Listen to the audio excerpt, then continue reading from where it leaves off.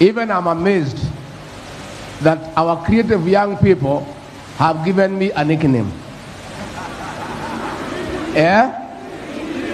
In Atinaito Nani. They have looked at my two names, Riggy Gachangua, looked for something sounding more easy, more melodious, and called me Riggy G. And I don't think it's a bad name. I don't think it's a bad name. Nimeona hapa Riggy G ni kama wanaongea lugha moja na Mishi Mbogo. Riggy G anasema wale ambao walitupigia kura watangulie. Mishi anasema wale walikoni watangulie. Sasa sijui mulikutana wapi mkasema hii maneno pamoja.